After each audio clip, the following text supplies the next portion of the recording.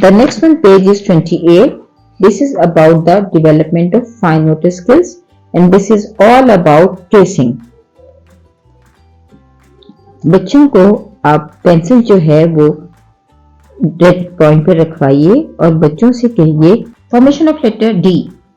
Start from the red point and draw a half circle. Draw a straight line upwards from the right side of the circle to the first line. इस तरह बच्चे D की formation सीखेंगे और letter D को लिखने के लिए तैयार हो जाएंगे. हमने इस ट्रेसिंग से पहले सफ़े पर ट्रेसिंग से पहले बिल्कुल नहीं भूलना कि बच्चों से हमने हवा में लिखवाना है, रेत पर लिखवाना है, अपनी जो हथेली है उसकी बैक पर लिखवाना है और कोशिश करनी है कि बच्चे एक दूसरे की बैक पर लिखें ताकि वो एंजॉय करें और एक उनकी फन लर्निंग हो जाए. तो इस तरह से बच्चे लेटर डी की फॉर्मेशन को सीख जाएंगे. So we completed page number 26, 27 and 28.